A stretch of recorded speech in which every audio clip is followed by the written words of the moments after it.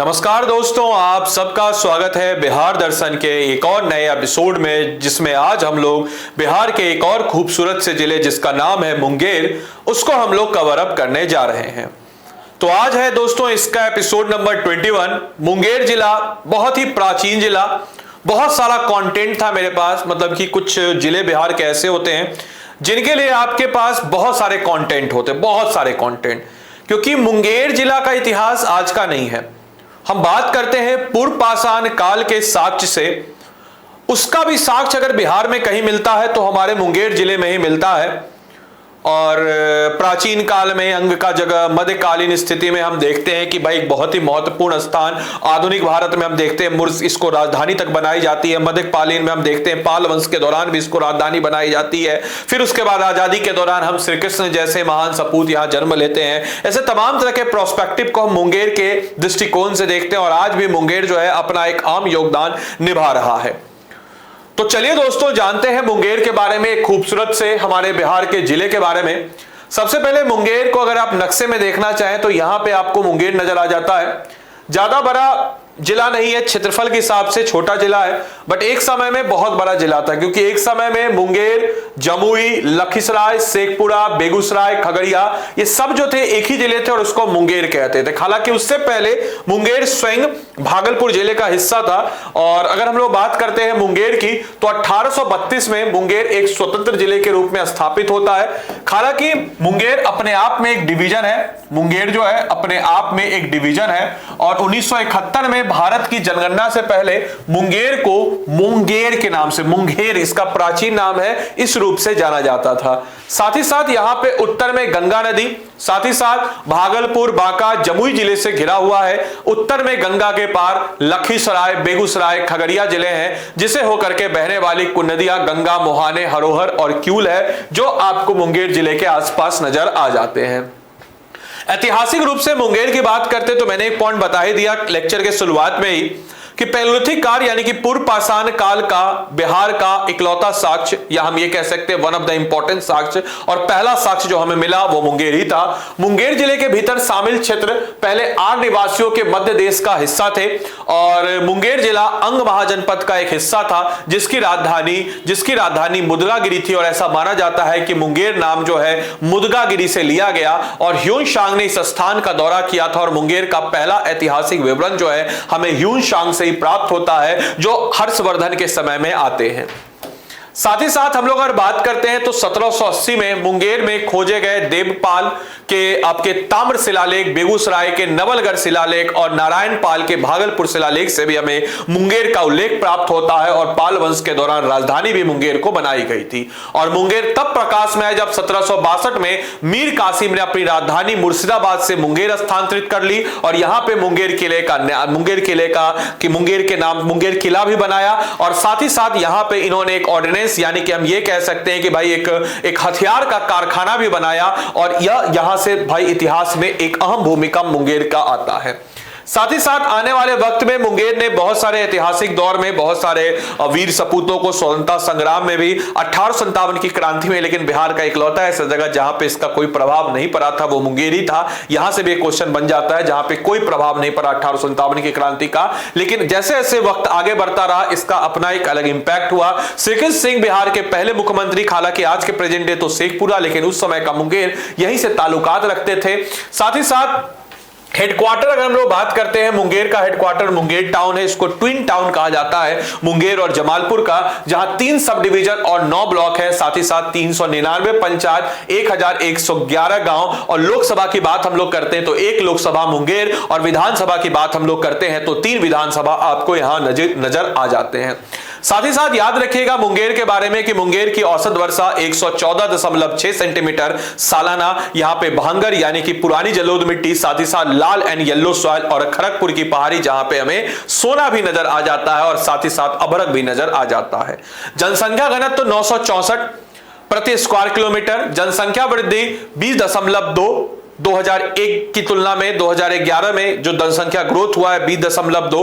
लिंग अनुपात बिहार में सबसे कम, अगर कोई आपसे पूछे कि सबसे कम लिंग अनुपात पूरे बिहार में कहां है तो मुंगेर में 876। साक्षरता दर 70.5 और जिसमें पुरुष साक्षरता दर 77.7 और महिला साक्षरता दर 62.1। साथ ही साथ अंगिका यहां की बोली और हिंदी जो है यहां की बोली है, इस चीज को ध्यान रखना है। साथ ही साथ याद रखिएगा कि रजिस्टर्ड इंडस्ट्रियल यूनिट्स की बात अगर हम लोग करते हैं तो 1732 यहां पे रजिस्टर्ड इंडस्ट्रियल यूनिट है और 3 यहां पे इंडस्ट्रियल एरिया है जिसमें कृषि आधारित, जिसको एग्रो क्लाइमेटिक हम कह सकते हैं कि काफी ज्यादा इंडस्ट्री है। लकड़ी और लकड़ी आधारित फर्नीचर्स के लिए भी जाना जाता है। खनिज आधारित मिनरल बेस्ड है, यहां पे खड़गपुर की पहाड़ियों में सोना के भी भंडार है। साथ ही साथ माइका भी आपको नजर आ जाता है। इसके अलावा हम लोग कह सकते हैं मेटालिक बेस्ड इंडस्ट्री भी है। साथ ही साथ विद्युत मशीनरी मरम्मत, सर्विसिंग, रेडीमेड वस्त्र आधारित, रसायन आधारित तमाम तरह की चीजों के लिए जाने जाने वाला मुंगेर जिला हमारा।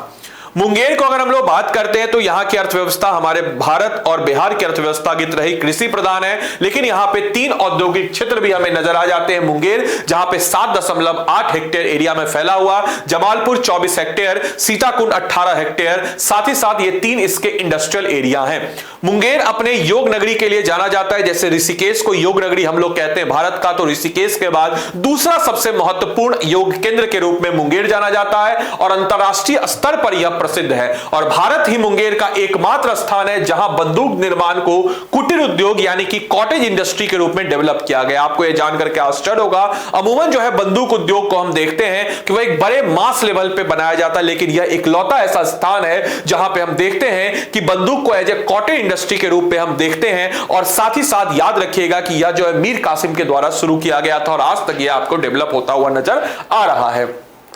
साथ ही साथ मुंगेर में सबसे पुरानी रेलवे जो वर्कशॉप है, रेलवे वर्कशॉप भी नजर आ जाता है और साथ ही साथ आईटीसी तंबाकू फैक्ट्री भी मुंगेर में नजर आ जाती है। सबसे पहले अगर हम लोग बात करते हैं जमालपुर लोकोमोटिव वर्कशॉप जो ईस्टर्न रेलवे के अंतर्गत आती है, इसकी स्थापना 1862 जो कि ना सिर्फ बिहार की ना सिर्फ भारत की, एशिया की ओल्डेस्ट या पूरे वर्ल्ड की one of the oldest, world की हम बात कर रहे हैं, एशिया की ओल्डेस्ट, भारत की ओल्डेस्ट तो है ही, पूरे वर्ल्ड की वन ऑफ द ओल्डेस्ट आपको रेलवे वर्कशॉप नजर आ जाती है और यह भारतीय रेलवे की सबसे बड़ी और सबसे पुरानी लोकोमोटिव मरम्मत कार्यशाला है।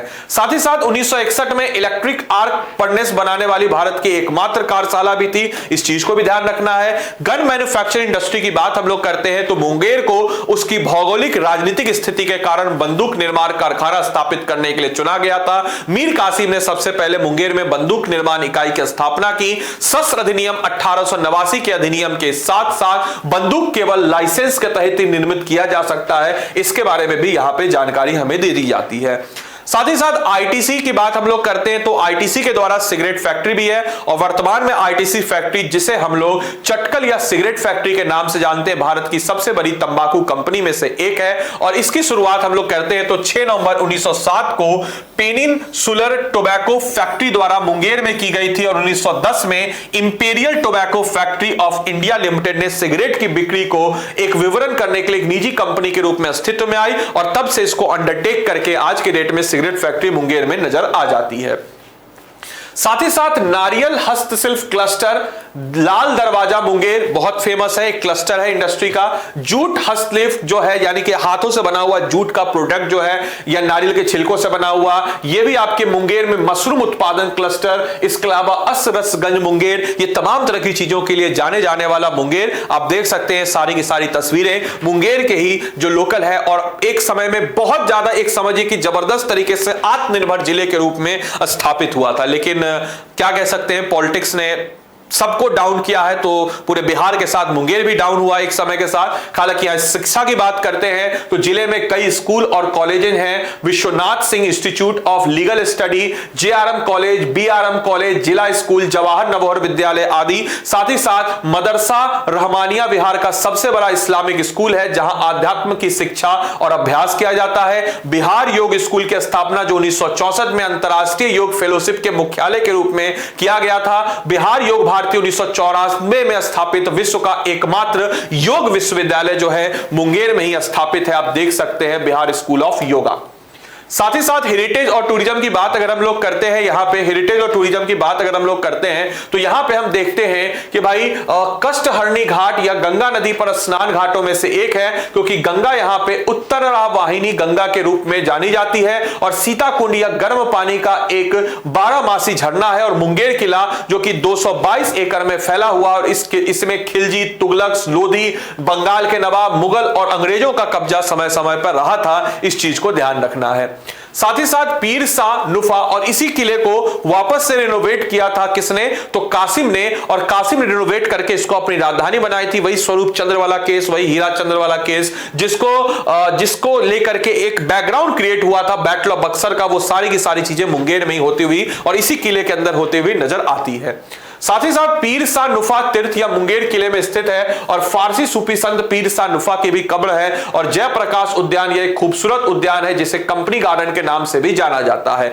चंडिका स्थान शक्तिपीठों में से एक, जो कि अगर हम कहें तो गंगा नदी के करीब स्थित है और भारत के 64 शक्तिपीठों में से एक है। इस चीज को भी सब लोगों को ध्यान में रखना है। साथ ही साथ श्री कृष्ण सिंह वाटिका के नाम से बिहार के प्रथम मुख्यमंत्री श्री कृष्ण सिंह के नाम पर रखा गया है। साथ ही साथ भीमबांध वन्यजीव अभयारण्य, यहां पे हमें पैलोलिथिक पीरियड जिसको पूर्ण पाषाण काल कहते हैं उसके भी साक्ष्य सबसे पहले प्रदान हुए थे और इसे वन्यजीव अभयारण्य का दर्जा 1976 में खोला गया। इसमें गर्म पानी का झरना भी है। यह सांभर, चीतल, नीलगाय, पैंथर की प्रजातियों का घर है और भीमबांध और खड़गपुर झीलें जो है पिकनिक स्पॉट के रूप में भी विकसित हुई हैं। साथ ही साथ उच्चेश्वर नेल्थ या भगवान शिव का भी मंदिर है। इस चीज को भी आप सभी लोगों को ध्यान में रखना है। इसके अलावा मालिनी पहाड़ या खड़गपुर में भीमबांध के पास एक पहाड़ी है और इसी पहाड़ में हमें मिनरल्स की भी एविडेंस काफी ज्यादा नजर आ जाती है। खड़गपुर झील या दरभंगा के महाराज द्वारा निर्मित एक बड़ा झील है। दरभंगा महाराज जो कि जाने माने एक शख्स थे, जो जब भारत जिस समय आजाद हुआ उस समय पूरे भारत के 5वें सबसे अमीर व्यक्ति में से थे दरभंगा महाराज। तो उन्होंने भी यहां पे अपना इन्वेस्ट किया और यहां पे भी खड़गपुर झील में यहां पे उन्होंने एक बड़ा जलाशय का निर्माण किया है। साथ ही साथ गोइंका शिवालय मछली तालाब में शिव मंदिर एक बड़े पानी के तालाब के रूप में बीच में बना हुआ है, जो कि अपने आप में एक मनोरम दृश्य है। और साथ ही साथ यहाँ पे मछली तालाब में लोग जो है मछलियों को दाना देते हैं और घूमते फिरते तमाम तरह के एक विरासत पर्यटन स्थल पे जाते हैं। तो अगर आप मुंगेर घूमने का प्लान कर रहे हैं तो आपके लिए बहुत कुछ घूमने को, और साथ ही साथ बीपीएससी एग्जाम में यहाँ से प्रश्न जो है अमूमन पूछ लिए जाते हैं, तो आपके एग्जामिनेशन पॉइंट ऑफ व्यू से भी यहाँ से बहुत सारे प्रश्न बन सकते हैं। तो याद रखिएगा, मुंगेर से ये सारे फैक्ट्स आपके लिए इंपॉर्टेंट है। इन सारे फैक्ट्स को दिमाग में रख लीजिए और एक नंबर पक्का कीजिए, क्योंकि बीपीएससी मुंगेर में आपसे क्वेश्चन पूछ लेता है। तो उम्मीद करेंगे यह सेशन आपको अच्छा लगा और हमारे जो बिहार दर्शन के इस सीरीज हैं, इस सीरीज के हमारे इस कड़ी में आप सब लोग जुड़े होंगे। इससे पहले के सारे वीडियोस को आप सबने देख लिया होगा। आने वाले वक्त में हम बिहार के 38 जिलों को कवर अप करने वाले, जिसमें से एक जिला हमारा मुंगेर था जिसको हम लोगों ने कवर अप किया और अभी तक हम लोगों ने 21 जिले को कवर अप किया और इसके आगे हम लोग हमारे आगे फर्दर जिलों को कवर अप करेंगे। तो मिलते हैं आगे हमारी अगली क्लास में। तब तक के लिए सारे के सारे लोगों को bye bye, take care, thank you and thanks for watching this session.